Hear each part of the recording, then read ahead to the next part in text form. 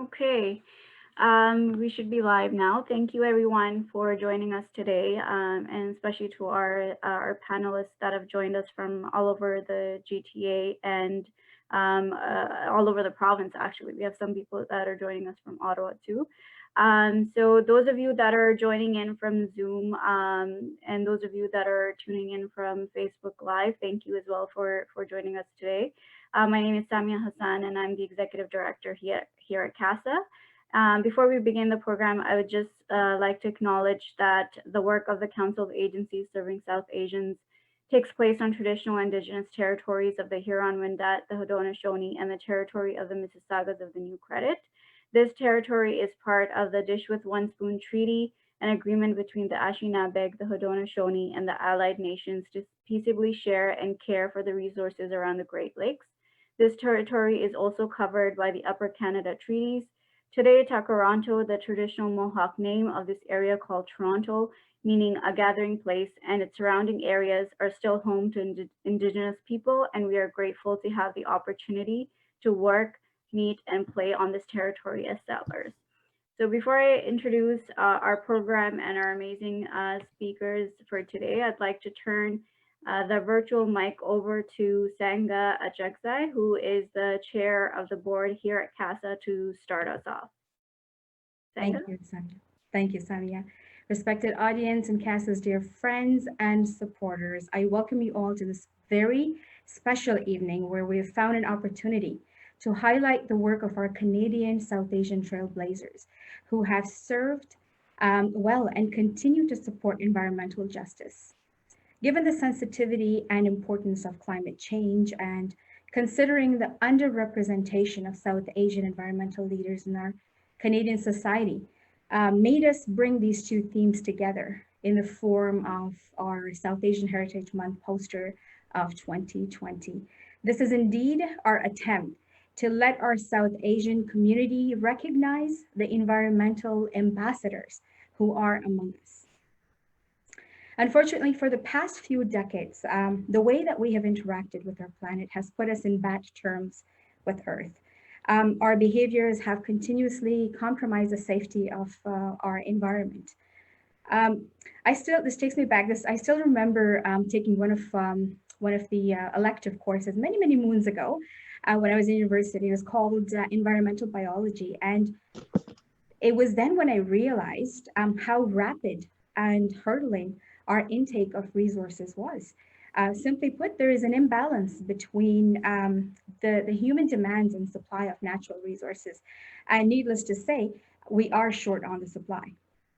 What frightened me then and still continues to haunt me today is that if we do not improve our relationship with the environment sooner rather than later, our future generations will be short of clean air to breathe, safe water to drink, and of course, many other resources that are essential for one to live. We can all make contributions to a healthier environment in small ways, as I'm a strong believer of the saying that goes, individually we may be a drop, but together we can make an ocean. And this can be true when speaking of our individual efforts that together could make a significant impact on the betterment of our climate. And respected folks, this brings me to the end of my talk. Again, I am thrilled to be among our environmental champions who have and continue to work, fight, and advocate for a healthier climate for all and environmental justice. And now, without further ado, I'd like to pass it back to our very talented executive director, Samia Hassan, who will walk you through the rest of the agenda for tonight. Hope you enjoy. Once again, thank you for joining us. Stay safe, healthy, and keep social distancing. Thank you. Samia, back to you, please. Thank you, Sangha. So really great points, and your point about being in high school and that education that brings you back to what we're talking about today. And I hope a lot of the youth that are going to be watching this it'll also resonate with them. And some of the points that we bring up today are things that they will remember for a long time as well. So today's panel discussion is part of CASA's South Asian Heritage Month festivity. So this is how here at CASA we celebrate South Asian Heritage Month, and sometimes to the disappointment of certain folks that are just looking for entertainment of the South Asian culture, and they're looking for samosas and some music. But I mean, that's important too. But I think having these discussions is a critical aspect of celebrating heritage of any community. So this year, we obviously, because of the situation that we're currently in with the COVID-19 pandemic, we had to do things a little bit differently.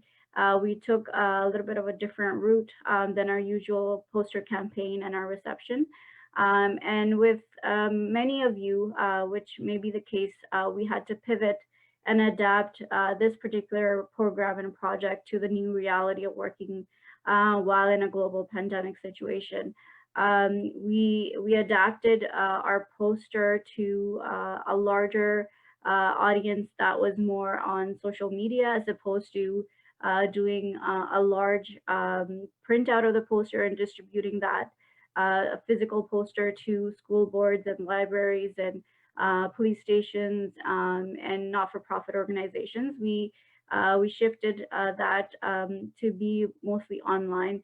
And just a quick shout out to Rahul and his team from Five and Vine, who supported us with this task and took on the design of the poster for this year. So thank you, Rahul, for doing that. And so we continued, we try to continue with the partnerships that we've built for the South Asian Heritage Month celebrations that we have done over the past couple of years, which includes the school boards and the police services, not-for-profit organizations, our member agencies. We involved them on our social media, the campaign that we did to share our poster, to bring more attention and more awareness around the issue that we chose for this year, which Sangha alluded to as environmental justice. And we did receive a lot of attention from all sorts of different audiences. So whether it was, community members, youth, people that are actively involved in the environmental justice field, we received a lot of attention for this particular theme. And then just a little bit of background on why we chose this particular theme this year. Obviously, it's increasingly becoming an issue of concern, an issue of importance, something that is on the radar of many individuals and communities and decision makers.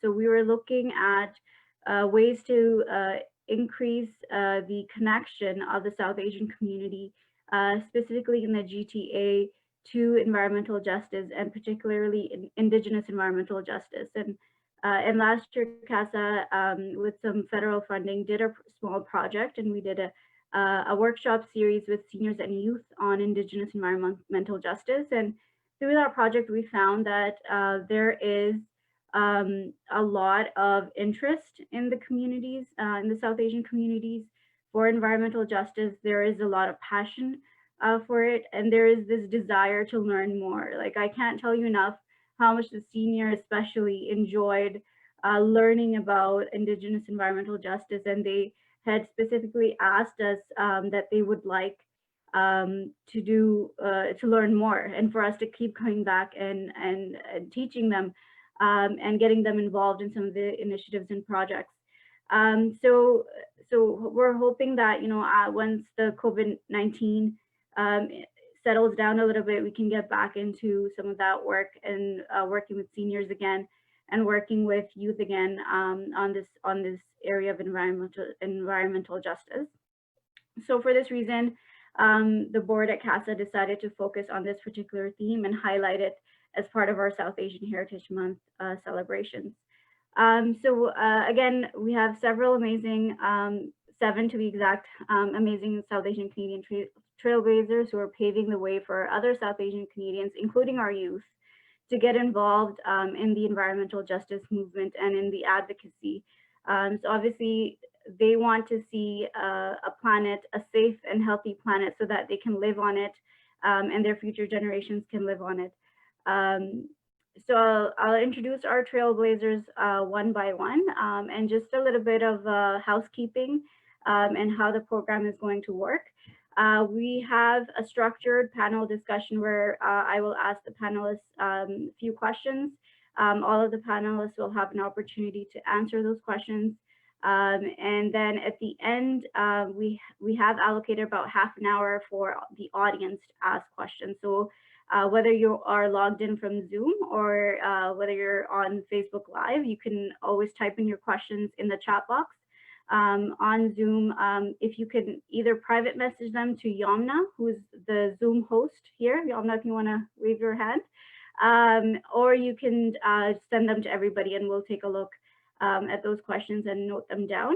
And then same thing for Facebook Live. If you just want to type them in into the comment section, we'll have somebody look at those comments and questions, and we'll try as best as we can to get those questions answered. So I'll start with Vishal. So Vishal, usually we do this with alphabetical order, but I thought let's just flip it and do it the other way around and give Vishal the first go. So Vishal Vijay is a children's rights activist, student, and co-founder and CEO of Every Child Now, a youth-run national nonprofit he founded in 2012, and that empowers kids to help other kids and provides them with their basic needs, such as clean water, food, shelter, education, and healthcare. At 19 years old, Vishal is leading a movement to engage young people in activism and inspiring them to join him in creating a culture of caring. Through collaborations with the Canadian Museum for Human Rights, WE Charity, and other humanitarian leaders, he's impacted more than 500,000 people and raised more than $100,000 and helped to uplift thousands of families out of poverty. Rahul Raj is the founder of Five and Vine, an agency that helps socially and environmentally minded startups grow. His commitment to bettering the world includes chapters as Ecobee's CMO, where he transformed the organization into the #2 smart thermostat brand, the sustainability lead at Walmart.com, where he built a refurbishing infrastructure that diverted millions of electronics from landfills and generated billions in new sales, and the founder of Meal Exchange, where he facilitated the donation of $5 million to feed those in need. He has been honored with a fellowship from the Aspen Institute, by Good Magazine as Pushing the World Forward, and by Time Magazine as Revolutionary. Simran Donna is an organizer with Climate Justice Toronto and Climate Justice Peel, youth-led groups addressing the climate crisis by confronting its root causes: capitalism, colonialism, and white supremacy. Simran started her political work through labor organizing in the Fight for 15 and Fairness campaign. She has also written for Briarpatch Magazine and Toronto Star on topics related to labor and justice and climate justice. Simran is currently completing her Master's of Public Health and Epidemiology at the University of Toronto and hopes to build to help multiracial working class power in the suburbs. Panenda Tind, unwavering desire to create sustainable, equitable, and resilient communities has always guided her work. As a sustainability consultant, she helps organizations manage climate risks and transitions a green economy. Panenda holds a Bachelor of Environmental and Business degree from the University of Waterloo. Her passion for climate justice extends into her commitments to volunteerism. She is active in her local community as a global shaper of the Toronto Hub and as an organizer with Climate Justice Peel. Linda has been recognized as one of Canada's top 30 under 30 sustainability leaders and as a Clean 50 honoree for her contribution towards climate action. I have three more, but I just wanted to take a pause and say, like, I've read these bios maybe 100 times as we were working on the posters, but every time I read them, I'm still astonished as to the amount of accomplishments and the advocacy and the involvement of these brilliant leaders, these South Asian trailblazers that we have today. So I'm really excited to hear what they have to say. But bear with me as I have three more to go. Gauri Srinivasan is the Policy and Campaigns Director at Nature Canada, where she leads advocacy work to engage Canadians and decision makers in the actions needed to address the crisis of species lost and protect nature for all. From the Canadian Council or the International Development To Parliament Hill, to the research community, Gauri has been working for over 25 years to build alliances across sectors to advance issues of equity, human rights, corporate accountability, and sustainable development. She is passionate about building Canadian leadership at a local level, national and global, to secure a healthy and sound future for all of life on the planet. Maya Menezes is a climate and migrant justice organizer based in Toronto. She is a senior manager of programming and development at a climate justice organization, The Leap, where she campaigns for a Green New Deal. Maya is the co-host of The Leap's podcast, Change Everything, which unpacks intersections of climate, racial, and economic justice.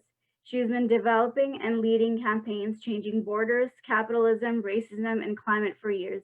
She is an organizer with No One is Illegal Toronto, Climate Justice Toronto, Power Shift Young and Rising, and Climate Justice Delegate to the United Nations Climate Change Conference in 2016, 2018, and the 2020 conference, whenever that does happen. Dusha Sridharan has immersed in grassroots environmental justice work in Toronto over the last decade. She has been involved in local efforts for climate justice, improving public transit, and supporting good jobs. Dusha currently works for the City of Toronto as a policy advisor with a focus on environmental issues. She previously worked as a climate change campaigner for the Toronto Environmental Alliance and also served as a steering committee member for the Toronto Climate Action Network. Dusha continues to take on an intersectional approach in connecting her work on environmental issues to broader movements around social justice and equity. All right. So I promise for the rest of the session, I'm not going to talk as much, and I'm going to let our speakers do all the talking. So let's start off on a positive note, and any of you can start with this. Can you describe, I know I did your bios, but if you can describe some of the things that you consider as your successes, your greatest successes so far in your advocacy work, in your leadership work, in relation to the environmental justice work that you've done. What would you consider them to be the greatest successes so far?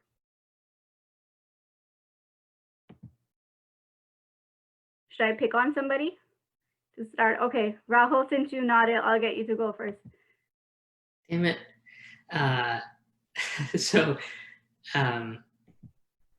everything that I'm about to say is just to qualify it. It's part of it's my involvement, but as we all know, very few people do anything individually. So just know that is the qualifier. A couple of the things that I'm most proud of is one, building out a refurbishing infrastructure for Walmart. So I think, as we all know, Walmart is a massive company and they sell a bunch of stuff, and all of that stuff is new and it finds its way into landfills. And what I tried to do there was demonstrate how there was money to be made from stuff that already exists. And so I built up a refurbishing infrastructure that enabled people to bring back their used electronics. We gave them market value in the form of cash. I built up an infrastructure that we could refurbish it to like new condition, and then we resold it as a refurbished item.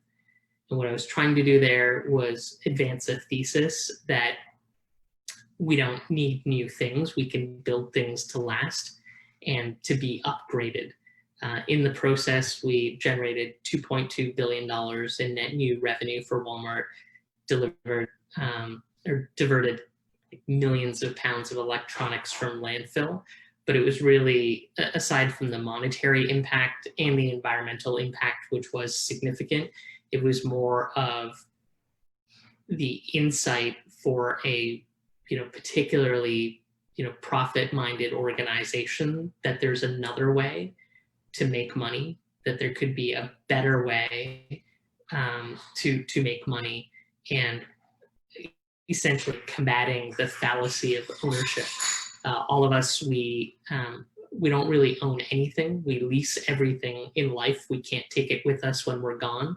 So we use it for a period of time and we either pass it on to someone else or it finds its way back into the earth, either in a healthy way or in a destructive way. But if we can think about the maximizing the number of people that get to touch it and use it, that item, then we can prolong the life of items and minimize the need to manufacture new goods. So that's one example. Thank you. Maya, do you want to go next?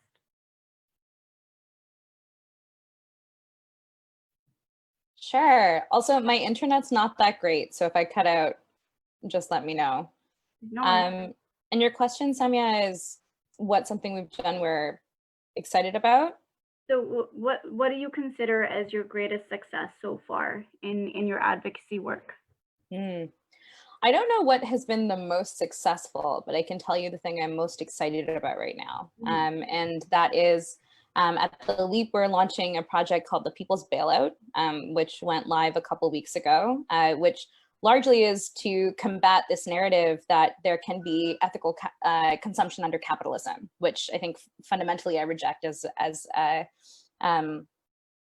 someone who believes in environmental justice. I think that what an exciting thing that we saw about how people rallied once the bailout information was released, which largely was about just bailing out major oil companies and corporations, fossil fuel industry, and actually no tangible material supports for people on the ground.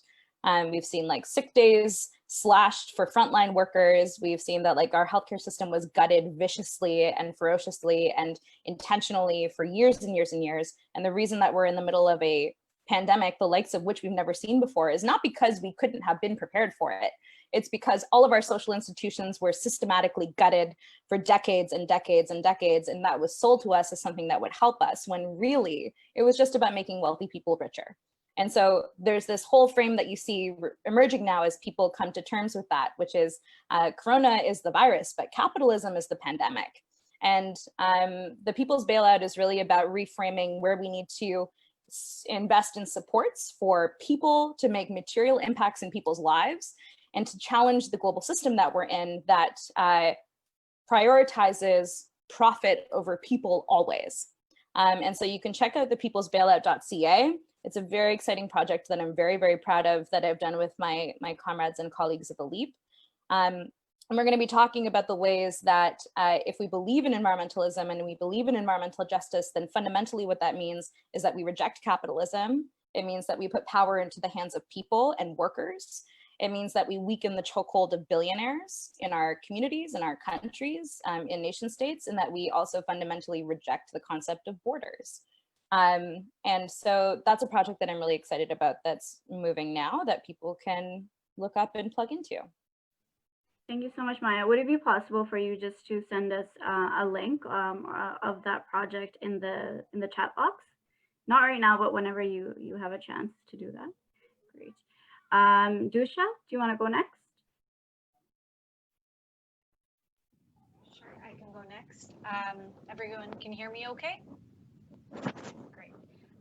So I think one of the things I found very, very interesting in my work in environmental justice is how we define success, especially when you're thinking about combining advocacy and environmental justice. We're often thinking of success as meaning you won something, whether it's a policy change or something that you've been working for, but those things take a lot of time. So I think I had to go through a process of redefining success and what it meant to me in this work. And one of the big things I noticed was how I would find these smaller markers in between. So to give you an example, when I worked at the Toronto Environmental Alliance, they were in the process at the City of Toronto of developing the new climate change plan, Transform TO. And we were pushing, let's get it fully funded, let's get all these different things and have action on it. But we realized all along the way, there were other things that weren't happening. There wasn't enough diversity in terms of the engagement of who was getting involved and having a say in the process. So we started changing it. We took it upon ourselves to actually broaden the consultation, think about how we can make it more engaging for folks, and think about how, as an organization with, while I was at the Toronto Environmental Alliance, how we would take on the responsibility of trying to engage diverse communities through our work. So for me, the policy changes are a big piece, and now I work in a counselor's office, so I see the importance of that. But there's also things along the way about making sure we're thinking about applying different perspectives, an equity lens to our work, to make sure that we're thinking about the other types of successes and bringing, you know, the role we play, especially as South Asian people in a movement that's generally quite white. You know, how can we be an ally? How can we bring up issues? And it's not just representing, you know, necessarily the communities we come from, but also just thinking about diversity as a whole. So I think there's a lot in my work that I've been able to sort of chip away, but in some ways those little things have been my greatest wins, I think, and I've seen the impacts of it when we're seeing changes around the table about who's being involved in conversations. And I think that's why I was really excited for this panel to come together as well. Great. Thank you so much for that insight, Dusha. Puninda? Sure. I think, Dusha, what you said really resonates with me in terms of, you know, redefining success and what does success mean when you're doing this work around climate justice and environmental justice. And the idea of climate justice, I think, can seem a little bit abstract, especially how we talk about it within our own communities. I know when I went to university to study environment and business, it was very difficult to explain to my parents and family, like, what am I going to do with this degree and what does this really mean? And I think once we bring down, you know, climate justice to a level of, you know, what it means could be fighting for, you know, green affordable housing, valuing low carbon jobs like care work, and advocating for free public transit. I think that really resonates with folks because you're speaking to issues and struggles that many working class people, especially in our communities, are directly facing on a daily basis. And to your point, Maya, I'm really excited about People's Bailout and all the work that you guys have been doing at LEAP, which is really pushing the narrative and the movement forward on that front. I guess more from a personal perspective, in terms of successes, I've been very grateful and lucky to have had a host of mentors that have kind of guided my career so far. Previously I did some work with Sustainable Waterloo Region when I was at Waterloo. It's an organization that focuses on getting other institutions, the cities or other businesses in the local community to set greenhouse gas emission reduction targets. And so really seeing and being an active part of that community to grow that network and discussing with businesses on how we can transition to a green economy in a sustainable way has been really exciting part of my journey so far. Great. Thank you so much, Puninda. Gauri, and then we'll have Simran and Vishal. Okay, great. Can you hear me okay? Yep. Great. Well, I'm just super inspired already hearing the panelists before me. So thanks again for the opportunity to join everyone this evening. I think it's always a good challenge to ask environmental activists where have they seen success? As Maya said, what are you excited about? Because in many ways, it's hard to see success when you think about success as external breakthroughs. We have major crises around us, from the health crisis that you spoke about in your introduction, the climate crisis with an ever-warming Earth, but also the crisis of nature and the destruction of species all around us. We have about 1 million species headed to extinction around the world, which is not separate from us. We are part of the Earth, and provides the biodiversity we need, as you said, for food, for clean air, for water.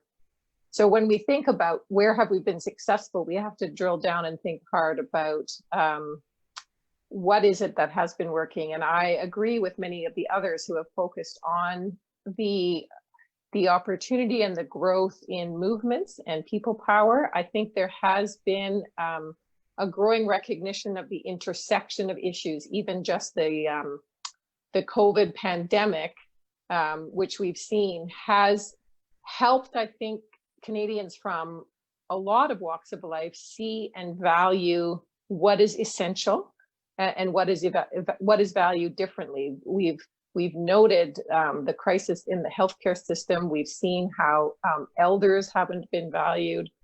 We've seen that people actually are standing up to fight for community gardens and for local green space and for dignity for frontline workers. But at the same time, I think we've also seen how nature is essential to us and has an incredible value, whether that's just trying to fight for access to nearby green space, to the forests, oceans, and wetlands that are so critical for air, water, or pollination. And so I think it's not a success yet, but it's a sort of a hoped for success as we see a new kind of pushback about what is valuable and what has the system valued and not valued, and the need for us to be a lot clearer with decision makers and those in power that we want to see supports for what is essential, which includes not only the critical social infrastructure that needs to be rebuilt, but the need to support nature and its systems and the way that it holds us, both for our short-term health and well-being, but long-term, of course, for our survival. So I don't personally claim great breakthroughs in building this. I think it's something that's been built through a variety of sectors. But what I have experienced and why I can find hope is that my own personal journey, and I think I'm probably a little older than others on the panel, I've had the opportunity to work through with activists from a lot of different sectors. And so I feel that a success has been, or a benefit that I have had, is learning from the analysis that comes from thinking about equality and human rights, from background in human rights, from learning from frontline activists in South Asia, in Latin America and Africa about the North-South dimension of a lot of the inequalities and environmental injustice we face.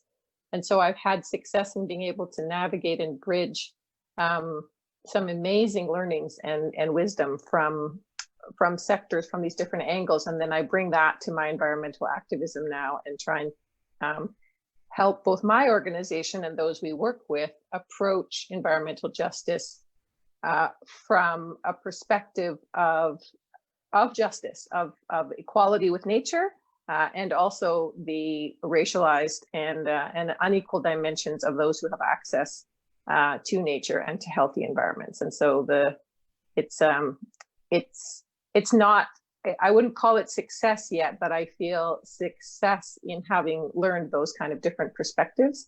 And I feel some hope and optimism about the intersectional movements for change that are building around us, and that we see here on the panel today. Thanks, Corey. I feel like you'll enjoy my second question on challenges more. But we'll let who do we have? We have Simran and Vishal answer the question on successes first before we move on to challenges. Thanks, Samia. I was actually going to go straight into the challenges, so I'm glad you clarified. I always like to start on that note. Yeah, hi everyone. Thanks for inviting me here today. I'm an organizer with Climate Justice Peel, as Samia mentioned, as well as doing some mutual aid work in Peel as well. And in terms of strengths and successes, I want to talk a little bit about where we were before the pandemic. So many of you may be aware that before Canada was shut down or on a lockdown, Canada was being shut down by Indigenous land defenders, by settler allies across the country in a very real and unprecedented way through direct action. And we were successfully able to address and really attack those chokehold points of the Canadian economy in a way that gave working people, gave Indigenous communities power over the Canadian colonial settler state.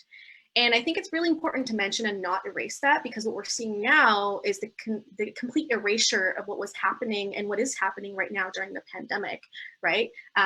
Naomi Klein talks a lot about disaster capitalism, everything that capitalists and states get away with during a crisis while everyone is struggling to survive. But right now, we're actually seeing that, the pipeline on Wet'suwet'en land by CGL, or even the Trans-Canada pipeline, and so many other extractive projects are considered essential by the Canadian state.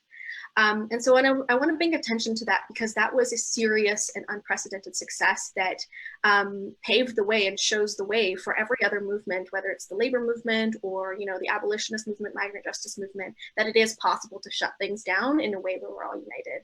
And specifically for Climate Justice Peel, I really hold that experience and that direct action led by Indigenous land defenders close to my heart, because in Peel, that was the first time a lot of my comrades, a lot of folks in Climate Justice Peel, young people, engaged in railway blockades and highway blockades. And let me just tell you, that is one of the most radicalizing and important things you can do to challenge capitalism and colonialism. And so that is what we do with Climate Justice Peel. We challenge those things. We don't just say that we do those things, we do it. And I remember one of our members saying, while we were sitting in a cafe afterwards to debrief, that she finally understood, as a young person from the suburbs where we think we're all depoliticized, she said that she finally understood what it means to sacrifice and think about what you would put on the line, how you would put your body on the line for other people's liberation, for Indigenous people's liberation. What does it mean to protect the rights of Indigenous folks whose land is being stolen? And what we saw just last week is something just completely abhorrent and disgusting, which is that Alberta's energy minister literally said that, it's so good that the pandemic has physical distancing where more than 15 people can't protest, because now we can go ahead with these pipelines, with the oil sands projects. So what we're seeing right now is the continuation of colonial genocide and land theft. And I think what happened before the pandemic really goes to show that we're going to be right back on those rails after the pandemic. We are, as a movement, an environmental justice, a climate justice movement in solidarity with Indigenous folks, are also looking at creative ways right now during the pandemic to continue putting on pressure through phone banks, through digital organizing. And so I think this is a success that has pulled in people, specifically South Asian, as well as Black folks from the suburbs, from Peel, into this space, where we're really showing up for each other. And so I really consider that a strength. I'm going to leave it at that. Thanks. Thanks. Simran, when you get a chance, can you either send a Facebook link or a website link for Climate Justice Peel for us on the chat? Thank you. And Vishal?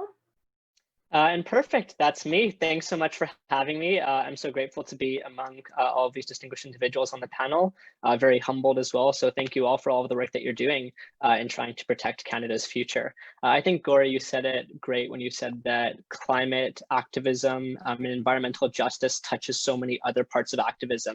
And I think that one of those is children's rights. For a bit of background, my name is Vishal, as mentioned, and I run an organization called Every Child Now. And what we're really trying to do is help to uplift children out of the cycle of poverty and also empower kids to help other kids.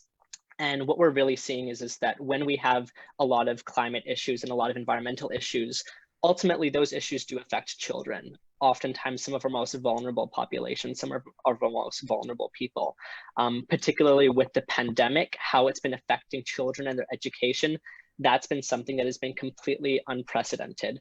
And that kind of was part of what caused Every Child Now to pivot. Recently, we launched a new initiative, and this is kind of a little bit of the success that you were talking about, but something that we've been really excited about it's called socialeducating.com. And essentially what it is it's a free one-to-one online homework help and tutoring resource that connects university students and high school students with kids all across Canada in grades 4 to 8. And we're also connecting students in Bermuda. One thing that we're seeing is with COVID-19, with coronavirus, a lot of children aren't able to attend school. And when they're not attending school, they're really missing out on a lot of those foundational building blocks for their education. A lot of teachers are completely strapped and don't have the resources that they need to help. And a lot of parents aren't also in a position to always be able to help. Many of them are frontline workers and many of them are busy with their jobs, or many of them are also worrying about the stresses of their new financial reality. So we started this initiative to try and bridge the gap in digital online learning and to give kids a fighting chance for their future. And when I look at social educating, as well as a lot of the initiatives that Every Child now runs, whether it is building wells or whether it is building schoolhouses or trying to get out and encourage young people to get involved in activism, whether it's children's rights activism or environmental activism or a whole sorts, what I really see is that environmental activism kind of is that thread that connects a lot of issues, because ultimately what it is it's fighting for a more sustainable future. It's fighting for a better country. And I think that if our public health system and infrastructure was stronger pre-corona, we wouldn't be having the issue where many children aren't in school, where many families are worrying about their next meal, and where we're seeing unemployment rates of roughly 25%, right? The effects that has for particularly low income families, they're oftentimes the ones that are being hit the hardest. So I think that by trying to respond to this climate crisis in a meaningful and impactful way, particularly with the work that a lot of organizations here today are doing, that's one of the best ways that we can protect children's futures. Great, thank you, Vishal. And same thing, if you can send us the link for your social education project, that would be great. So let's talk about some of the challenges. And I know some of you have already alluded to some of the challenges, but if you can talk about the challenges in the context of being a South Asian Canadian leader in this field. So we know Dusha mentioned that there's not a lot of South Asian Canadians that are being recognized for being in this field. So what are some of the challenges that you face when you're kind of surrounded by people that are not necessarily of the same kind of background as you? Is there, racism within the field? I know, Maya, in the previous talk that you did at our AGM last year, and you mentioned something that I will never forget, that if there was a spaceship and they were the climate justice advocates were to take us off this planet, they would leave all the brown and black people behind. So keeping that in mind and in that context, what do you think are some of the challenges?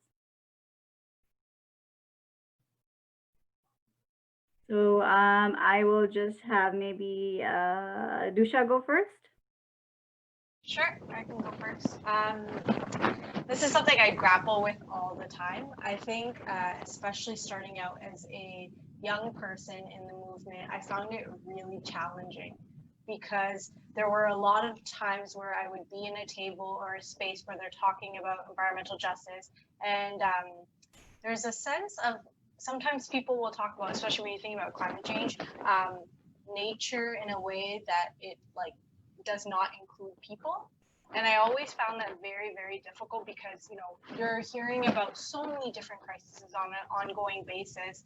And there was a clear disconnect for people in terms of what they were seeing as environmental issues versus people's issues. And I think part of my work on an ongoing basis at different tables and conferences, even within organizations I've worked with, is challenging some of those narratives. So to give you an example, we'll talk about something as simple as recycling.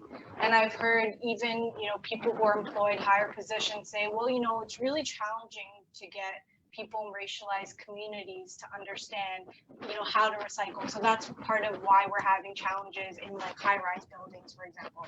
And so something so concrete, and you think about it and you're like, well, that can't be true, because if my family or a lot of other families that are racialized, they come from backgrounds in countries where they're actually sorting their waste, they're reusing things as much as possible. So this is something so small, but it would come up over and over again. And those conversations become more and more challenging when you're the only racialized person at that table. Or to flip it, sometimes at a table you're asked, well, what do you think? As someone who's racialized, as someone who's from Scarborough, what do you think all of the people who are Tamil from Scarborough think on this issue? And it becomes very challenging to try and represent so many different interests in that way. So I think part of our challenge is actually really working to diversify the space so that it's not up to a few people to keep having those conversations, but also to build more allyship. And it's not just within ourselves. Like, I've had the privilege of actually working with Maya, so we've had these conversations many times before. But it's really important. It's important that you have a space to debrief with other people who are going through these things. And as more young people come into that space, that they have mentors, that they have people they can speak to about it, because it's not easy, but hopefully it gets easier. Great. Maya, do you want to go next? Sure, definitely. I love that you remember the spaceship thing. To clarify, it was in response to someone who said we should support the liberals, to which I said if there was a spaceship, they would get on it and leave us behind. But yeah, about difficulties. I mean, difficulties are so complicated. It's so, I won't, but I think that there's always going to be that tokenizing factor, but I'm feeling a lot and thinking a lot more, and I'm going to like go against your question and answer the question I want to be asked instead, which is in what responsibilities do we have in the kind of brownness that we inhabit? Because of course there's tokenization, of course we're going to experience racism, but something that I am becoming more and more grounded in is I'm much more against diversity and much more pro-politicization. And that's because in a lot of ways, I think as in the spectrum of people of color, South Asians are seen as non-threatening. And so we are lifted up into positions of authority and power very quickly and depoliticized as a political strategy, to be quieter, to get on side with supremacist values, capitalistic values, harmful values, anti-Black values, anti-Indigenous values. And in that way, we can become very dangerous. And so I try and think a lot about what it means to be a settler and be complicit in the imperialist project, in the neoliberal project, and what it means to be an effective person in movement in a way that can actually affect policy and affect movement work and support people that do work on the ground. I was smiling a lot when Simran was talking about the blockades, because that is a massive thing that happened for a huge period of time. The chokeholds and arterial chokeholds of the movement to capital in this country were effectively shut down. And collective memory is so short and we forget those things are possible. But it was very important and so critical in those moments to see South Asian solidarity out on the front lines, out on the rail paths. And one of the most fun things about getting to work with Simran, for example, besides the fact that we have this joke that you have to have this hair to be the MC for those rallies, was seeing all these South Asians and seeing all of these like other racialized folks out there for Indigenous solidarity. And that's such an important responsibility that we have, to connect these struggles, to talk about the ways that, you know, we have all these, like in Canada, we have this very simplified version of what oppression is. And sometimes we can download it so much to just race, but of course it's so much deeper than that. I know a lot of fellow Desis who grew up in my part of Scarborough who are incredibly class privileged. And the identity politics surrounding race often erases that. And it's really important to recognize that we are complicit and involved in a lot of really complex systems of oppression. So while we experience racism, absolutely, and classism, absolutely, I'm always trying to think about all of the intersections of identity that play into what makes this harder and easier. Because I think in a lot of ways, on a personal note, and I think I talked about this in the AGM, I continually get lifted up into positions where people think like, oh, what do other brown people think? And that's super dangerous. And it's also a huge responsibility. So it's really important to remember and to stay grounded in communities that we're accountable to, and to people that exist at different intersections of oppression than we do. And to remember that we are part of a much bigger movement for liberation, in which if someone is left behind, all of us are left behind. And so that's something that I find very difficult to grapple with, because I don't think it's also something that we're given a lot of space to really unpack. And try to do that as much. I'm trying to do that more. Great. Thanks so much, Maya. Simran?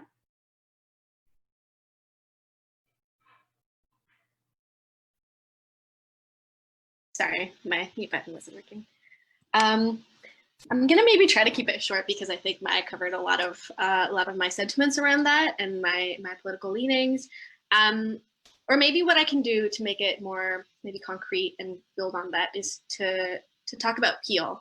I think some of the challenges of organizing for climate justice and all other forms of justices in Peel is also, especially in the South Asian community, a lot of the internalized racism and homophobia and classism and casteism that never gets named. And a lot of people, especially young people, you know, as I've only been organizing in Peel with Paninda in the last year with Climate Justice Peel, and we're not an NGO. But I see, when I think about like, what is the movement ecosystem in Peel compared to like Toronto? And for the most part, 99.9% of groups are nonprofits. And I think, you know, I think we have to ensure that we're building a movement culture that doesn't rely on, you know, funders that dilute our politics, and that even with NGOs, we build alliances, we do this work, and we redistribute resources. We redistribute resources to movements that do name casteism, that do name classism and homophobia and racism. I'm also thinking a lot about some of the challenges of Peel, especially in how we're pitted against each other. And I know, you know, in the Punjabi community, you know, there's such a demonization of people who are international students. You know, my parents watch the evening Punjabi news like all the time, and I see these like uncles call in and be like, well, these international students are getting curbed, but our domestic students are only getting the student discount, or this discount, the student benefit. And so we have to actively do the work in our communities of naming that this is divisive capitalist politics, and we have more in common with international students who are working in warehouses at Subway than we do with some of the real estate developers that are also brown uncles, and we have to call those people in. And so I think we really need to have a conversation about some of the internalization of oppression that we've done in our community, some of the respectability politics where, you know, people who've made it, people who think that change comes from NGOs, and really like challenging that and saying, you have license to say that, you know, this inequality, this differential power dynamic exists, and we can actually work together to dismantle that, and we can have each other's backs. Because I think it's important to note that, you know, second generation, especially young people, think that the best way to succeed is through professionalization. And I think it's important to note that like we can do this work outside of those systems. We can do it in addition to those systems, but know that that work comes from relationship building with our elders intergenerationally, and really being honest about where those fault lines and where those tensions are in our community. Thank you, Simran, for that really honest answer. And we've done some work in Peel, and you were part of that as well with Jesse, and so I can resonate to some of that, and we did hear a lot of that from the community as well. So, but together, hopefully, we can make some change, and we can change some perspectives. Gauri.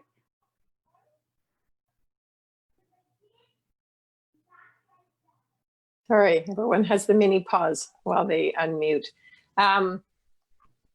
I think, yeah, so many of those that have gone before me have really kind of nailed it. What is the challenge of being of South Asian descent, of being racialized, and what is often the privilege and the power that others don't feel, and how you navigate that in between space. I am about a year, just over a year and 15 months now at Nature Canada, which is a certain part of the environmental ecosystem, in the sense that it's more conservation organizations. And I don't think it will surprise anyone on this panel, and we've certainly talked about it in my organization, that the conservation world is an incredibly white world, and it is one that is rife with colonial baggage around what we have to preserve spaces for you know, people to go enjoy hiking or you know, enjoying seeing birds. And when you what it's been so important to do is to unpack both the colonial history of the dispossession of of First Peoples from lands to create parks and conservation areas, but also really interrogating this question of who are naturalists, who are conservationists, and it has often been traditionally just people with time, leisure time and income that's enabled them to go out as opposed to holding down 4 jobs. And so the challenge of working now at the sort of the nexus of what is the future for protecting life ecosystems and life systems in Canada is, on the one hand, to come to terms fundamentally with the need to support Indigenous-led visions for conservation, which have been in practice for millennia, and the obligation of the conservation sector to both unpack their own colonial roots and to create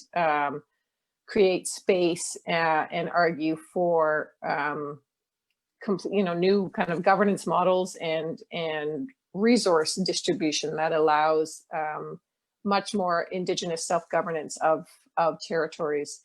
And then the role of how we can engage Canadians from all different racialized backgrounds in that also requires important work. And the challenge has been in the framing of it, not to assume who has time and access for green space. I love the story of the recycling. That it's classic. It's like people probably don't know how to recycle. It's like, have you ever been?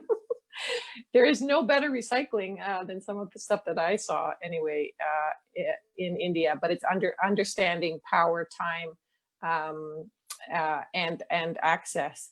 And the how do you deal with the challenges of being from South Asian descent and trying to navigate the activism and the politics which is required for success in new breakthroughs in protection for nature is some of these time-honored traditions that others have spoke about. I seek out all the time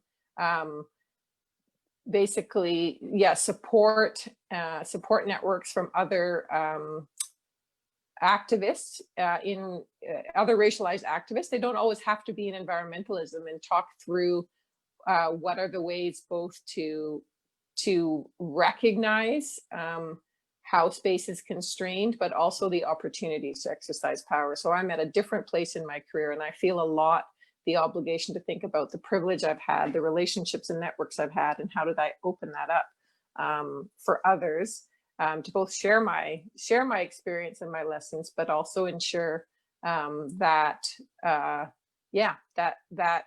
new faces and new people are welcomed in, not in a way just that everything stays comfortable, but in a way that allows them to challenge what the agenda is of an organization, to challenge partnerships.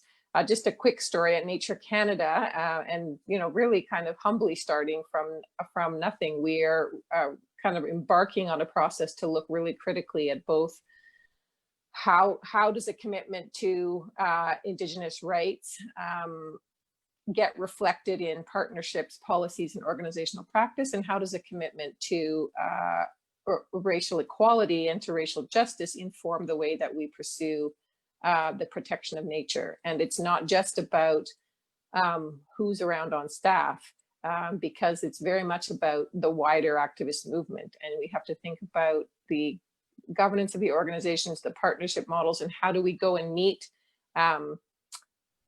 movements of young people, but also older people who are in spaces where they're organizing for nature in their own context. They don't have to do it necessarily in an NGO world. And so, I'm sort of excited and a little daunted at the opportunity and challenge to help the organization work on that. One never likes to feel like the person who should help. But what I found in the organization is there's a whole range of young people and older people who are excited to open up that conversation space and have some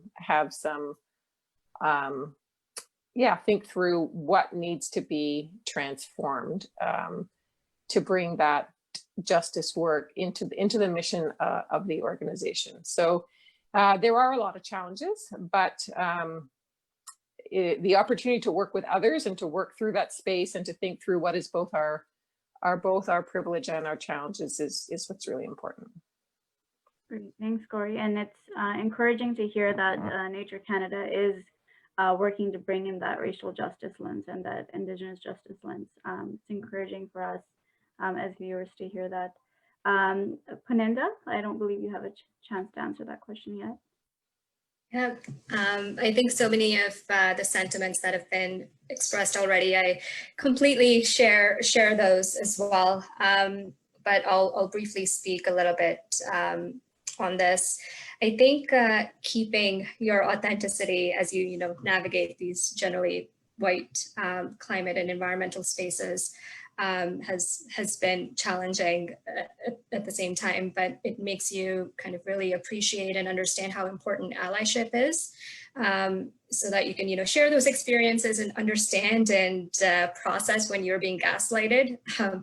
And so that's something that I've been kind of thinking about as well. And then broadly speaking, I think it's important to think about the lens and perspective that we as Canadian South Asians bring to the fight for environmental and climate justice, while at the same time, I think, Simran, you mentioned recognizing that we as South Asians are not a monolith. There's a wide variety of privileges and issues of social stratification, casteism, gender injustice, and all different types of oppression, anti-Black racism that we need to kind of contend with and challenge within our own communities. So we do bear that responsibility as well. And so I think we as Canadian South Asians, we can access our lived experiences and our shared history, which for many of us and our families does entail, sadly, oppression, violence, colonialism, and migration. And it really can allow us to access the issue of justice. And it's about kind of connecting those dots when we speak to folks within our communities, younger or older. And allowing us to connect those dots so that we can really build solidarity with other communities and like the Indigenous communities that have been fighting for sovereignty and climate justice for so long, and show up for them when we need to. Great, thank you. Rahul, and then we'll have Vijay. First off, wow. Amazing conversation, some really fantastic perspectives. I sadly don't have nearly the same to add along that dimension, so I'll just talk about it on a very personal level, which is, I think, being South Asian has its extraordinary advantages and also comes with some baggage. And that sort of makes it can make it complicated to be an active leader in this field. I think one of the first ones is sort of a cultural expectation about the pursuit of status and fields that are seen as being of higher status and fields that are being of lower status. And so I think the commitment to the pursuit of environmental justice, I don't know that it's necessarily more than other cultures, but it is definitely fraught with some baggage within the South Asian community. So I think there's one that's around whether the field is considered to be of social and cultural value by our elders, and just the community in general. I think the second, particularly for first generation, is the training about seeing one's path in terms of ROI or return on investment relative to the sacrifices that our parents made. There were economic sacrifices, social sacrifices, and more. And more often than not, at least more often than not in the scenarios that I'm most familiar with, it is going without resources, such that your children can have more resources. And it can be challenging to reconcile that their sacrifice enabled their children to further sacrifice for others. So it's just something that I've found that I've had to negotiate with. And then I think the third piece is one of representation. So I still remember being a kid and seeing Monica Deol on Much Music and being flabbergasted that, you know, someone that was brown could even be on TV.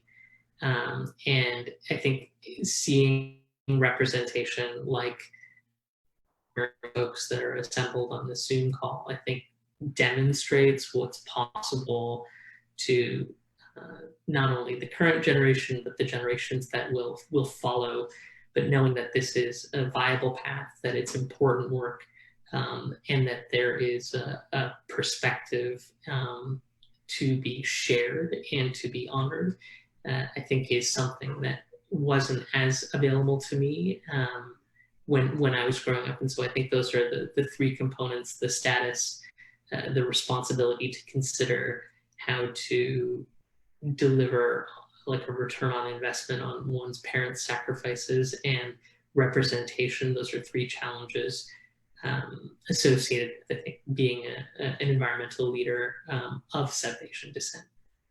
Great, thanks, Rahul. And Vishal? Yeah, I think that a lot of the panelists also kind of covered most of what I would have wanted to cover, but there is kind of a couple of things that does come to mind. One of which is when we consider what it means to be South Asian in Canada, a lot of times that identity is very blended, where you are this Indo-Canadian or this Pakistani Canadian or this something Canadian, and you're bounded to this hyphen where it feels as if you're oftentimes struggling between what does it mean to be South Asian in identity and what does it mean to be Canadian. And I think that particularly for a lot of young people, there's this internal struggle where you're trying to understand which parts of each identity do you feel best matches you. And I think that this isn't just necessarily for environmental justice, but I think this is for all fields and for all South Asians in Canada. One thing is that as we try to kind of navigate our own identity and navigate the spaces that we start to enter, one of the things that we start to encounter is obviously racism and colorism. And I think that it's something that oftentimes is very covert, particularly now as people are starting to become more tolerable and more sensitive to a lot of issues. It's not obviously not as overt and as bad as it used to be, but I do think that particularly young Canadians are trying to understand what does it mean to navigate certain spaces. What does it mean when someone says to you, hey, I would love to hear your people's perspective on this. And little tiny microaggressions or little tiny micro things that you think, okay, what exactly is happening underneath the layers here? And as activists, that's something that I think that a lot of us have probably had to deal with and had to face. And oftentimes there's this choice. Do I decide to say something or do I decide to keep my mouth shut? And it's difficult because you're trying to understand, do you personally want to kind of engage on this right now, or do you want to keep in mind a bigger picture or a bigger goal that you're working towards? And sometimes it's one, sometimes it's the other. But I think that that's kind of something as being a South Asian, trying to push for more children's rights protection and trying to push for just greater societal change in general, something that I've been cognizant of. The second thing is that in a lot of the work that I do, I've had the opportunity to be a youth speaker where I've spoken to more than 165,000 people across Canada. And as part of that, I've been trying to connect with people that are part of Gen Z, that are part of my generation, but also other generations. And I recognize that what does it mean to be an Indian teenager giving a speech? Or what does it mean to be an Indian teenager talking with kids and their families after we go to these events and go to these communities? And I think that growing up, and I'm happy that there was more representation on TV when I was growing up than Rahul and maybe some other people, but I still think that there wasn't enough. I remember my first show, How to Be Indian, being floored that there was an entire TV show around being an Indian family. And I share this because I think that for all of us, as we kind of continue to be out in our community and continue to be activists, it's important to understand how we ourselves are representation, and how we ourselves can use that privilege that we've been given to try and advocate for the interests of our own community and understand how impactful that truly is for a young person. Great. Thanks, Vishal. So that kind of is connected to, I think we have time for one more question from myself, and then we'll turn to the audience. So in terms of the advice that you have for youth, so one of the goals of doing the South Asian Heritage Month campaign and these posters. So we've been doing them since 2016. The primary goal is to show youth that there are leaders from the South Asian communities in various different sectors and the successes that they've had, and you know, the work that they've done in their respective fields, and to give them a sense of to have them feel like these are their role models. These people can be role models for our youth in high school and younger. When they see people that look like them, it motivates them to learn more about those particular fields and to get involved, do advocacy. So what is your advice for youth to get involved in environmental justice? I've personally seen a lot more interest from especially high schoolers in the field of environmental justice. What would you advise them? Where should they look to be involved? Where should they look for mentorship? And how can they do more? So we'll start with Gori this time.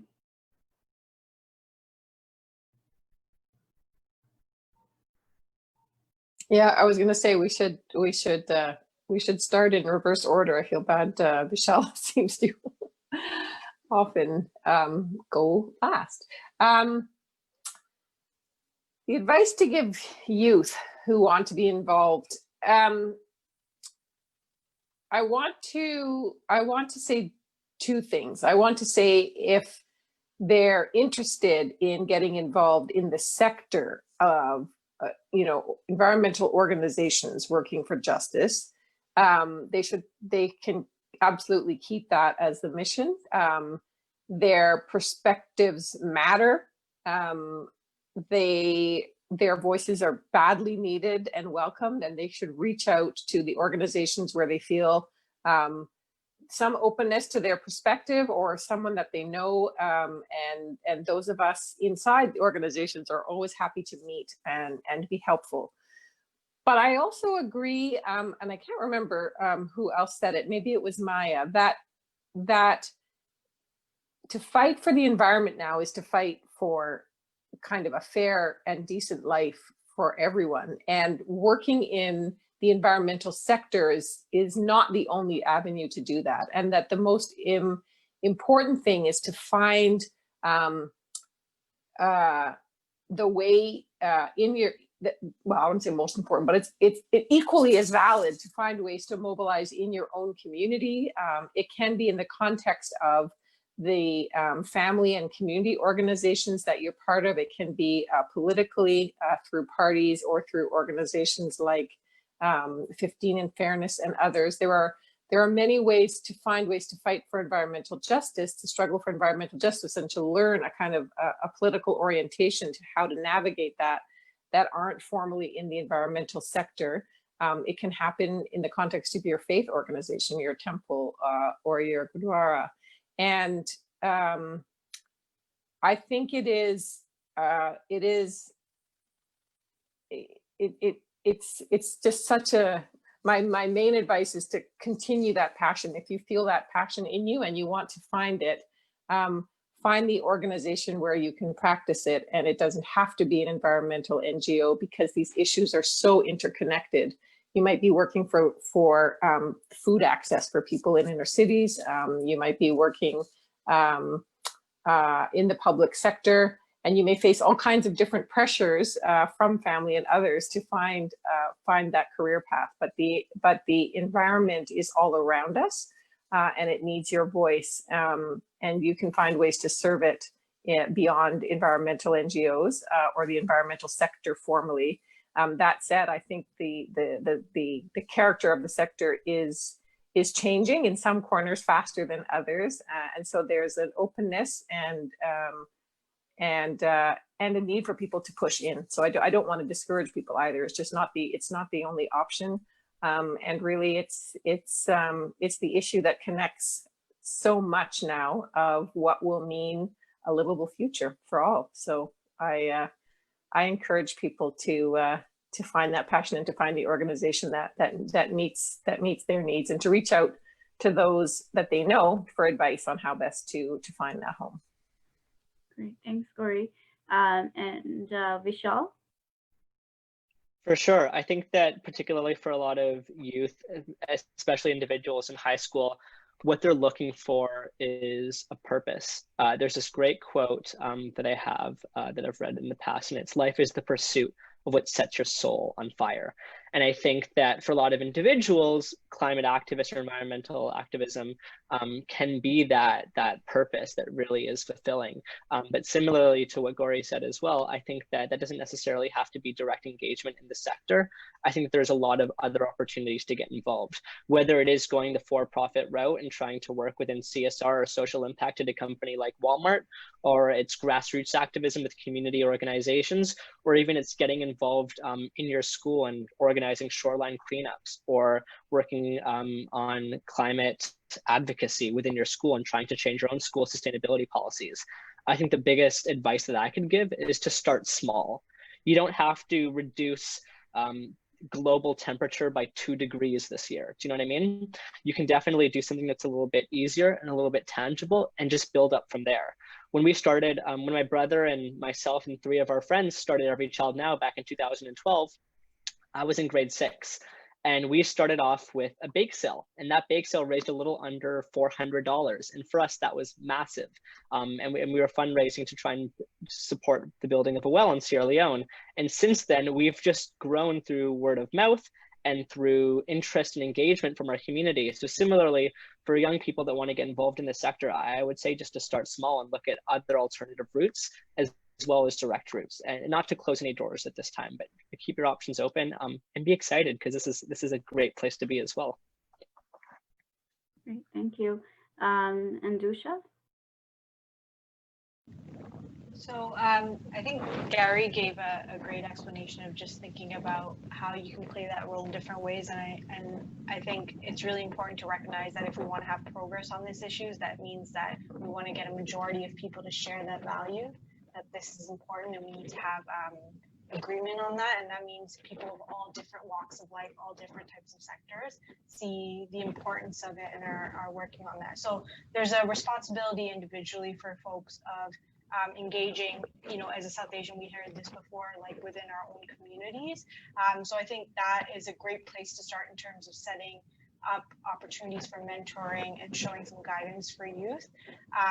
But the other thing is, I think there's opportunities to get political. We've heard a few different ways in the panel discussion today, but I think my experience, you're starting with a local government is a great way, actually, because you can see a lot of the direct impacts of that work in your community, and that could be a spark for you to get involved in other ways. And I think there's an ongoing sort of importance of being civically engaged and letting people know that their voice matters, right? So that's huge. And the other thing, I think a theme that just kept coming up today is unpacking your own privilege.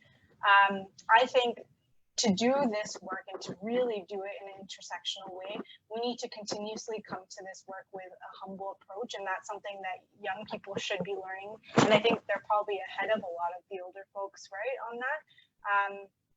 But it's very important to be critical and be unpacking what we bring to the table and always thinking about applying that intersectional lens. So I think these are the types of conversations that young people we should be engaging them in now, but also something that they can take responsibility and start having those conversations with their own families, with their own communities and friends. So those are kind of the key things I would focus on. Great. Rahul?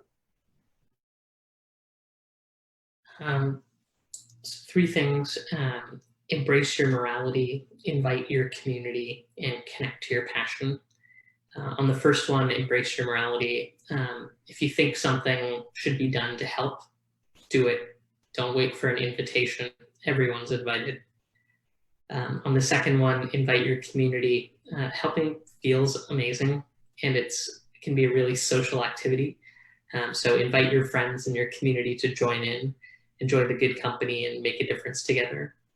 And then on connecting to your passion, this is similar to what Gori and Vishal were mentioning, which is that it's extraordinary to be able to dedicate your life to environmental justice. And it starts, if that's not the path for you, that's fine. But it doesn't mean that you can't advocate for environmental solutions at every opportunity. When you connect your values with your skills, you can bring environmentalism into new arenas and find a way that you can uniquely deliver impact. Great, thank you. Puninda?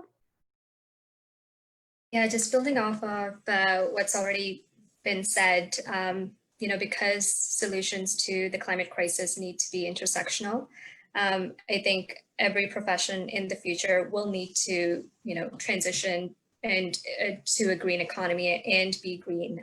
We will need jobs that have a sustainability component to it. So for example, to a young person, if you're interested in architecture, think about how you can advance the green building sector and, build low carbon affordable housing. Young people these days, research shows Gen Y, Gen Z care whether the organizations they work for are environmentally sustainable. So they can exercise that power and that desire. And on the community level, I would also encourage young people to, organize in their communities instead of reinventing the wheel. Maybe seek out groups that may already be doing the work that you want to do. And the purpose of grassroots movement work is really to build that power in your community so that working class, poor, marginalized people can have that decision-making power at the community level. And doing that grassroots work, I find is grounding, rewarding, and really helps you understand and see that impact. So I guess a plug for Climate Justice Peel there. If you are in the Peel region and want to organize around climate justice, please consider checking us out, and we'd be happy to kind of grow that movement here. Thanks, Belinda. Simran, and then Maya. Thanks, Samia. Thanks for the shout out, Belinda. In terms of advice, I think I like to kind of reflect on why I'm doing this work and sort of what was the moment where I was like, yes, I'm in it. And I think back a lot to how I was kind of radicalized and raised in the 15 Fairness and labor movement. And I remember 2-3 years ago, back when I was actually doing a fellowship on the labor market experiences of racialized women, especially South Asian women, I was at the 15 and Fairness provincial strategy meeting where we were hearing from an organizer, the director or the main organizer with the New York Taxi Workers Alliance. And they organize mostly, obviously, South Asian and Black men immigrants. And her name is Bhairavi Desai. And I remember when she was talking about the moment when Trump was implementing the Muslim ban, and a lot of the taxi drivers at the time were engaging in direct action, work refusals, and just hearing her talk about how when workers and communities refuse to capitulate or bow down to capital or racist or white supremacists, when we all just withdraw our labor or stand in the way of whether it's a railway or a highway, we accomplish so much. That is the direct impact that we are never taught about in school. And when I was hearing her talk about how she worked with these workers to build that power and execute and practice and demonstrate that power, I'm not even lying. I was bawling my eyes out, and I went up to her and I was like, how did you know how to do this work? And I was like, she was like, you know it in your heart. It was really cheesy. But I just want to, really emphasize that this is the work that needs to be done. And for young people, know that we actually don't even have 10 years to stop the climate crisis. We have 5. That is not fear mongering. We have 5 to stop irreversible climate change and transition to a 100% renewable energy economy while ensuring that the systems of capitalism, colonialism, and white supremacy aren't reinforced in that process. And so, for all of us, whether you're in the panel or whether you're in the virtual room here, I think it's important we think about where we prioritize and direct our energies. So I would recommend for young people to join grassroots work, like Puninda said, to learn how to work in collectives where you have to make decisions democratically and in a participatory way, where you're centering relationship building and moving at the pace of trust. And even if your day job is working in the nonprofit sector and the environmental sector in a bank, maybe you're a student, maybe you're working for Jeff Bezos. in your free time, in whatever capacity you can, reach out and just have unapologetic politics, and link arms with the people in struggle with you. And be prepared for direct action. Be prepared to put your body on the line, and if you can't, find other ways to support. I would also say socially locate yourself. A lot of movement work is personal work. The amount of sort of personal, interpersonal reflection that I've done and relationship building is really key to this. And so a lot of that is unlearning the social conditioning that we've absorbed throughout our lifetimes. And we can do this both as individuals and as groups. And finally, I would actually say read. I know that sounds like, read a book, crack open a book. I don't mean that in a condescending way at all. I mean that for a lot of us, actually 99.9% of us, I'm actually a statistician, so I can say that. We go through high school and like our formal education without ever learning about what social change looks like, without ever reading what scholars like Frantz Fanon and Angela Davis and all these Black and Indigenous and people of color have written about how we actually dismantle systems of oppression. And so use this time under quarantine to do some political education, go into a reading group. I can absolutely give suggestions on reading groups that are happening right now where, we're reading lots of different things like, Leanne Simpson or Glenn Coulthard, and commit to that, commit to those politics. And I promise you, you won't be alone in that at all. And there are a lot of people in the struggle with you. Thank you, Simran. And Maya? Yeah, I mean, I think something I want to pull on also is that it is so scary to think that we only have 5 years, but we only have 5 years. And it's wild. When I was getting into climate work when I was in high school, we felt like we had so long, and that's just not the case. For decades in the halls of the UN climate summits, people have been chanting 1.5 to stay alive, 2.5 is genocide, and it is. And we're heading well towards 4 degrees of warming in the next couple years. So there is actually no more time, and now is the time to go big.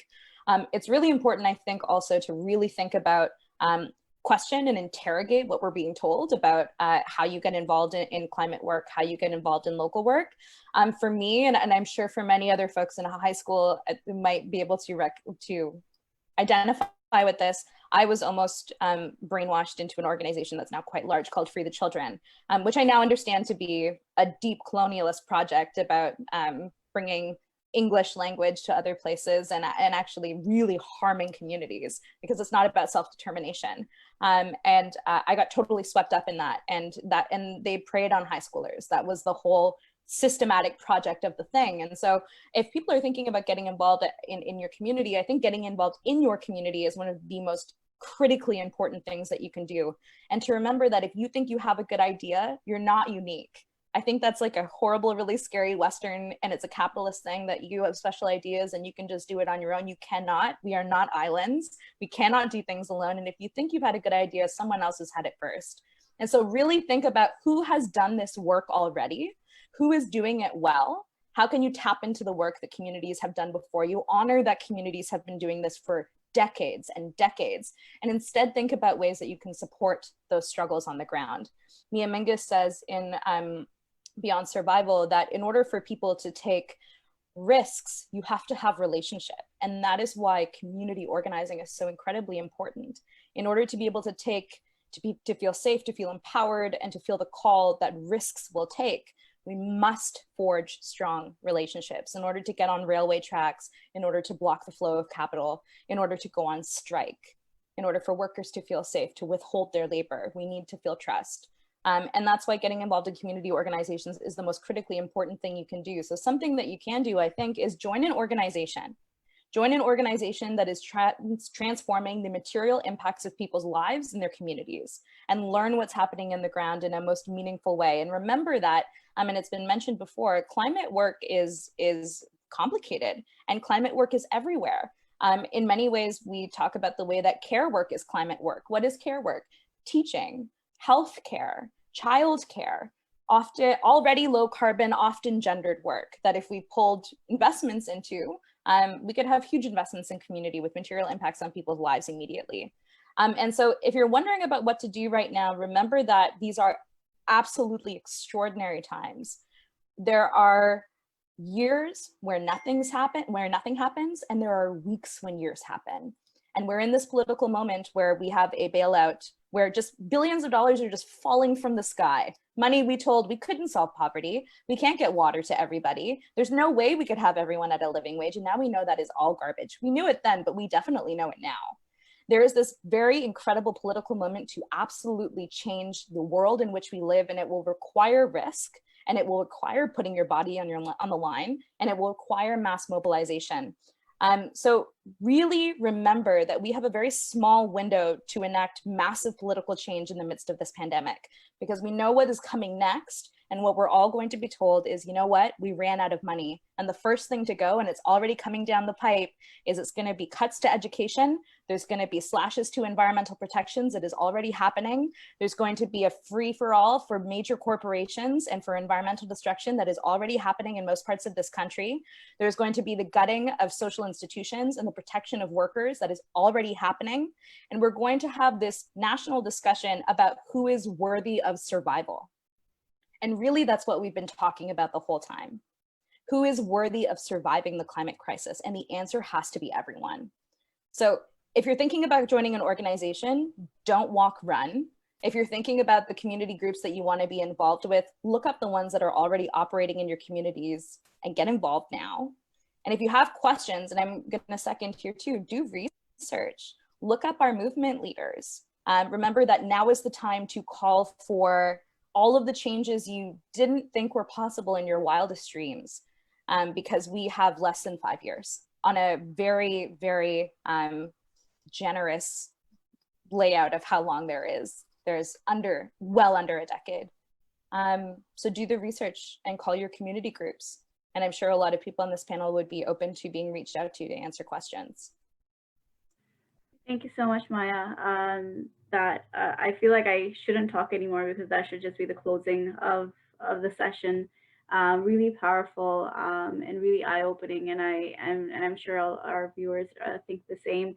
But we do have a couple of questions for some of the panelists. So there's a comment that's been made about the programs that are offered for the protection of the environment, such as the recycling programs. There are certain barriers that exist that prevent people of color from participating. So whether it be linguistic barriers, accessibility to where they're living. So I would put this question to Dusha, as you brought that up with Toronto Environmental Alliance. What are some of the things that we can do as activists and advocates to break down some of these barriers that exist to have people of color participate more and to give them more access? I think right now organizations, like if you're thinking of community-led organizations, they're doing a much better job. Where it becomes a lot more fraught with problems is some of these programs, policies, consultation processes that different governments or larger entities are running. And unfortunately, we see this time and time again. You know, you're going to have a community meeting to discuss a new plan or a strategy on something like climate change. It'll be on a weeknight at 6 o'clock. It's not taking into mind childcare. It's most often downtown Toronto, and I'm speaking from Toronto's context. But if you're someone who's working multiple jobs, if you're someone who needs childcare, if it's just challenging for you, what about mobility and accessibility issues? There's just so many things that we often don't work through. And I think this is also an opportunity where I think frontline community organizations are doing a much better job at actually engaging people where they're at and also speaking to them in like terms that they understand. And I think some of the work when I was at the Toronto Environmental Alliance that we did was actually working with community organizations that were already connected to the grassroots community, and it could be based on language, it could be based on their religious faith. But I think these are the areas where we need to be having these conversations, and those conversations should be driving policy change. So if you're talking about a recycling program, why are we having a consultation at, you know, a civic center instead of going to buildings? Let's say if you're trying to tackle high-rise buildings, why aren't you doing pop-ups in those buildings hiring people who could be animators who speak different languages based on the needs of that community. There's really a lot of solutions at our fingertips. It's that we're not investing in those right solutions. So I really do think we have to change the way we have these conversations to really think meaningfully about how we take those conversations to where people are already at. Great, thank you. So the next question is on the intersection of gender and being South Asian and how that impacts, or does it impact, your fight towards environmental justice? And that question is for Simran.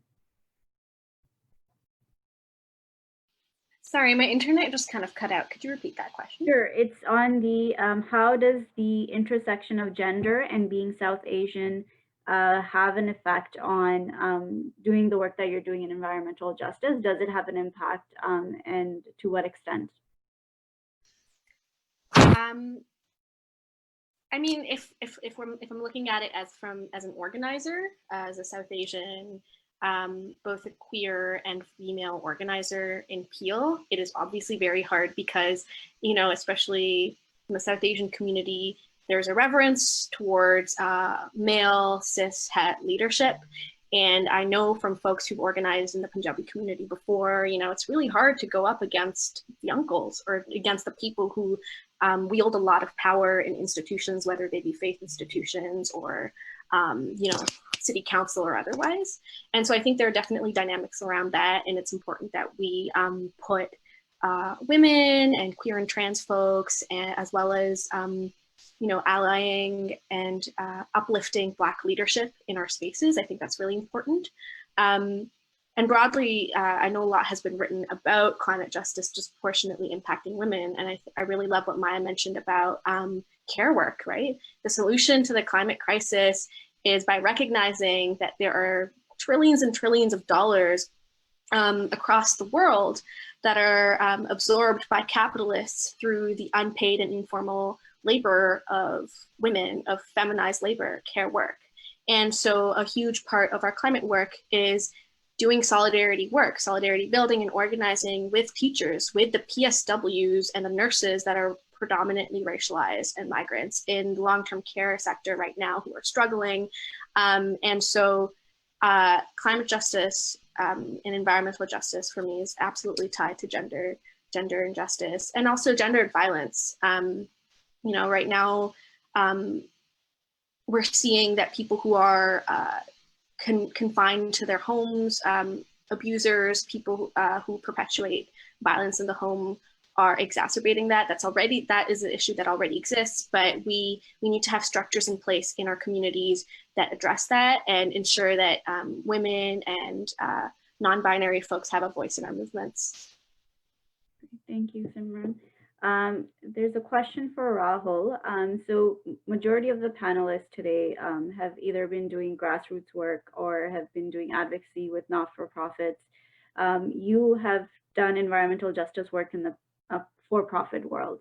How is that different? What is your experience like in trying to you manage the struggle between making profit and also trying to take care of the environment? Is that a struggle, or is that naturally something that came for you? Less of a struggle because I went to business school, and so I learned the native language essentially, and tried to figure out how to be an ally from within. While many others were, so essentially I was burrowing from the inside out and trying to meet people that were burrowing from the outside in. I think, I don't know this factually, but given past nonprofit work, you know, everyone needs an ally, and oftentimes there's a lot of advocacy work done from the outside to get corporations to contemplate other ways, consider other ways of making money, other ways of engaging with their staff, the community. And while there's a defined and important role for, you know, sort of protest there's also an important role for guiding organizations to alternative solutions. And so I've just found that my role was to be an open listener and an advocate inside, to partner with other individuals that knew more and had strong values, and tried to help them figure out how to navigate the system to shift the way that organizations function. Great, thank you. And Maya, so you mentioned about the urgency of the situation, and that we have 5 years or less to make change, and to ensure that we have policies in place that will have a positive impact. And how do you convey that message to people that are not necessarily on board? So within the South Asian community, how do you convey that in an effective way? And what tools can we use to convey that message? Well, relationship building is a big key to this. Having the relationships where you can have honest conversations with people in your community is so important. You never want to devolve to a place like my dad and I are in right now, where he likes to say he wants to like move south, and I go, I didn't know you like to live under the water.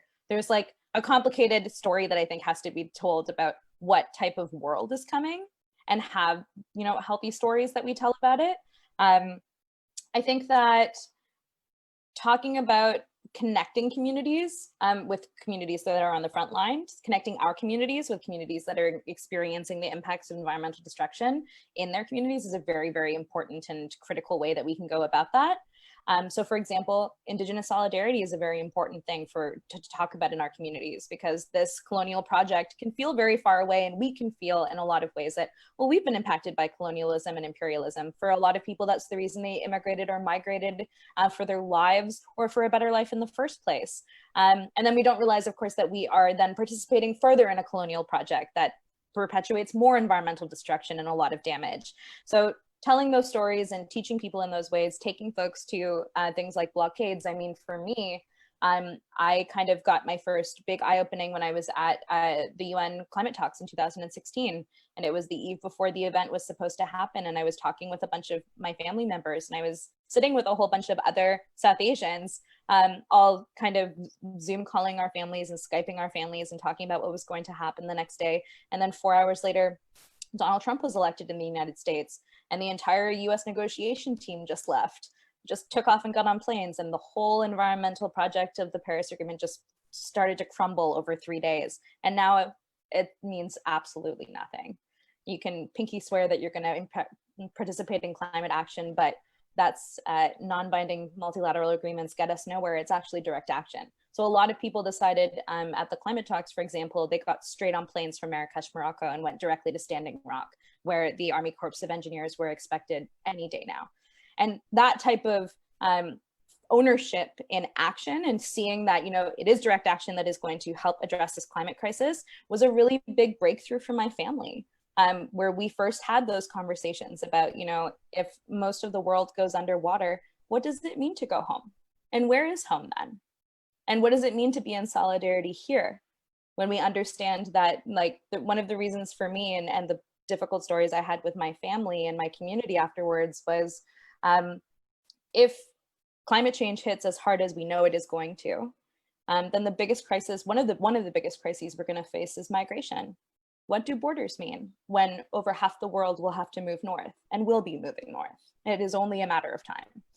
So trying to figure out creative and engaging ways that we're not talking down but talking to, bringing people into analysis that meets them where they're at and recognizes the history of where we came from, not in a way that shames, but in a way that educates. And if people feel angry about that later, that's on them to work through.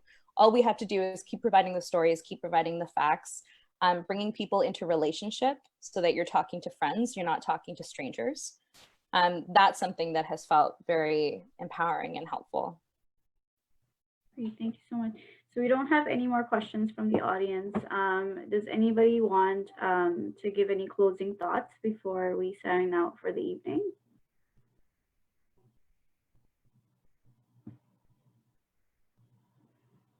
No. All right. I guess it's late. People have, you know, obviously their families and other things to get to. So I think we probably just want to thank you so much for bringing us together. It has been an incredibly rich panel. I hope that the viewers enjoyed. But it was your initiative that helped to bring people from different organizations and different cities to reflect on the moment that we're in for environmental activism, and what it means to come from the different communities that we are part of, and how we carry that forward as part of the work. And I've thoroughly enjoyed meeting all the others on the panel. And thanks so much to the Council of Agencies Serving South Asians for having convened us.